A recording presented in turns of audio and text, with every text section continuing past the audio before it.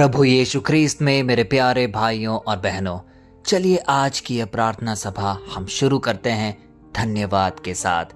अपने पिता परमेश्वर को अपने जहन में याद करके उन्हें अनेकों अनेक कारणों के लिए धन्यवाद दें। उन्होंने हमें जीवित रखा, हमें एक नई सांस दी, एक नई सुबह प्रदान की, हमें एक खुशहाल परिवार दिया, सुख समृद्धि दी। इन सब के लिए हमें उन्हें तहे दिल से धन्यवाद देना होगा। और उसी की कड़ी में आज हम सब एक परिवारजन के रूप में एकत्रित हुए हैं। आज का वचन हमें कुछ कड़ी बातें सिखाएगा। हमारे जीवन में ऐसे कई बार होता है कि हमें किसी न किसी विपरीत परिस्थितियों का सामना करना पड़ता है। हो सकता है कोई मनमुटाव हो अपने सहकर्मी के साथ, कभी कभी लड़ाई या झगड़ा तो हम परिवारजन में ही देखते हैं। क्या हम उन सारे वक्त अपने जुबान पर, अपने मुंह पर कंट्रोल कर पाते हैं, या अनाप शनाप या कोई भी बातें कहकर उस माहौल को और बिगाड़ देते हैं? अक्सर ऐसा होता है कि जब हम किसी लड़ाई या किसी विरोध में फंस जाते हैं तो हमारे पास हमारे शब्दों पे हमारा कंट्रोल छूट जाता है। हम कई चीज बोलने लग जाते हैं और बाद में हमें वही बातों पर अफसोस होता है कि काश थोड़ा मैंने समझ लिया होता, थोड़ा धैर्य और संयम रखा होता तो इतनी बातें मैं नहीं बोलता। प्यारे भाई और बहनों, आज वचन हमें इसी कड़ी में कुछ और बातें सिखाएगा। चलिए पहले वचन को सुनते हैं, जो कि लिया गया है लूका के सुसमाचार से, अध्याय 6 पद संख्या 45, और वह हमें यह कह रहा है, भला मनुष्य अपने मन के अच्छे भंडार से भली बातें निकालता है, और बुरा मनुष्य अपने मन के बुरे भंडार से बुरी बातें निकालता है, क्योंकि जो मन में भरा है वही उसका मुंह बोलता है। कितना आशीषित है यह वचन, क्योंकि यह हमें अपने जीवन की सच्चाई से रूबरू करा रहा है। यह कोई भारी बात नहीं है समझने को, यह तो हमारे रोजमर्रा की सच्चाई है।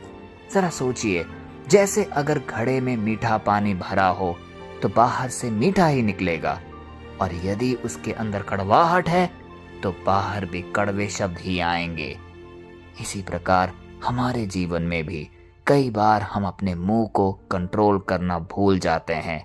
कई बार हमारे मुंह से ऐसे शब्द निकलते हैं जिसे हम कभी भी विश्वास भी नहीं कर सकते। सोचिए, ऑफिस में हमारा किसी से विरोध हो या कोई मनमुटाव हो तो चीजें इतनी बदतर हो जाती है कि हम कई बार गलत गलत शब्दों का प्रयोग कर बैठते हैं। अपने रोजमर्रा के आने जाने में ही देखिए, रास्ते में यदि कोई धक्का दे दे, यदि हमारी किसी से टक्कर हो जाए तो हमारे शब्द कैसे होते हैं। हो सकता है इन सारे मौकों में हम कह सकते हैं कि हम कंट्रोल नहीं कर पाए, चीजें हमारे नियंत्रण में नहीं थी। लेकिन यीशु यह नहीं कह रहे हैं कि कभी गुस्सा नहीं आएगा, लेकिन वह ये जरूर आज हमें समझा रहे हैं कि हमारा मन जिस चीज से भरा होगा वही हमारी जुबान पर आएगा। इसका अर्थ साफ है, अगर मन में डर है, भय है, तो बातें भी डर की ही होंगी। अगर मन में ईर्ष्या से भरा हुआ है तो बोल भी जहर बन जाएंगे। और अगर मन परमेश्वर की शांति से भरा है तो मुश्किल से मुश्किल हालातों में भी हमारे अंदर एक संयम होगा, हमारे शब्दों में जीवन देने वाली शक्ति होगी। हम अक्सर कहते हैं, मुझसे गलती से निकल गया, मैंने गुस्से में बोल दिया होगा, मेरा यह अभिप्राय नहीं था कि मैं तुम्हें दुखित करूं। लेकिन सच तो यह है मेरे भाई और बहनों कि गुस्से में वही बाहर आता है जो हमारे अंदर पहले से जमा होता है। यह वचन हमें किसी भी तरीके से दोषी नहीं ठहरा रहा, बल्कि हमें जागने के लिए एक आह्वान दे रहा है। यह हमें यह कह रहा है कि बाहर की सफाई से पहले अंदर की सफाई करना जरूरी है, हमारे अध्यात्म की, हमारे अंतरतम की। हम रोज अपने मोबाइल को चार्ज तो जरूर करते होंगे ना, लेकिन क्या हम अपने मन को भी सही चीजों से भर पाते हैं? और वह सही चीज क्या है? बाइबल का अध्ययन, सुबह और शाम प्रार्थना में समय बिताना, पिता परमेश्वर के साथ एक संवाद करना। कुछ हद तक जो इस प्रार्थना सभा में हर दिन हम जो एकत्रित हो रहे हैं, हम अपने अध्यात्म को रिचार्ज कर रहे हैं। हम दिन भर क्या सुनते हैं, क्या देखते हैं, क्या सोचते हैं, यही निर्धारित करता है कि हमारे मुंह से बाहर कौन से शब्द आएंगे। हम अंदर के भंडार को किन शब्दों से भर रहे हैं। अब आते हैं आज के वचन के उद्देश्य पर।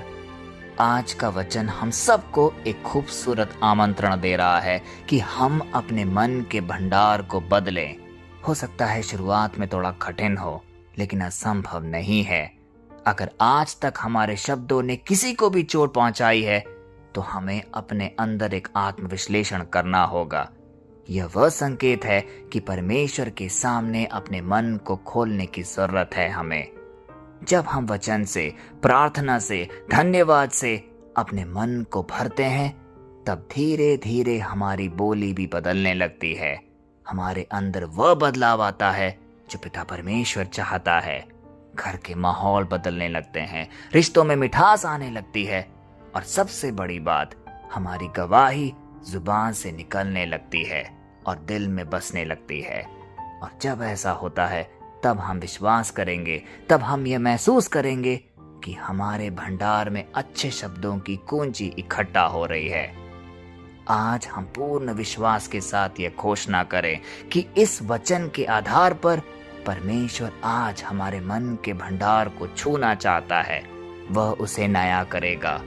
जो मन डर, चिंता या कड़वाहट से आज भरा हुआ है, प्रभु उन्हें अपनी शांति से भर देगा।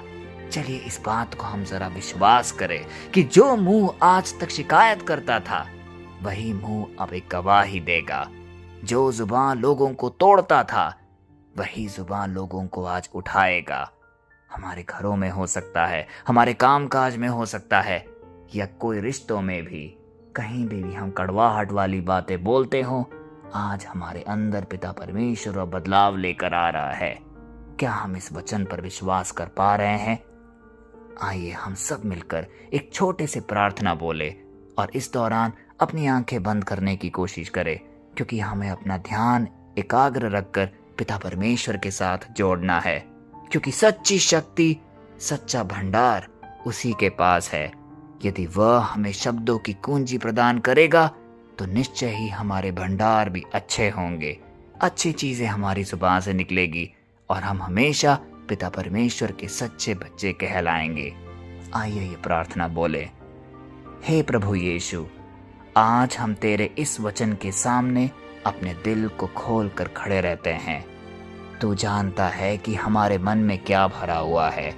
हर वह व्यक्ति जो इस प्रार्थना सभा में उपस्थित है, यदि हमारे जीवन में किसी भी प्रकार की कड़वाहट है, वहां तू अपनी मिठास से आज भर दे। जहां गुस्सा है, वहां तू अपनी शांति भर दे।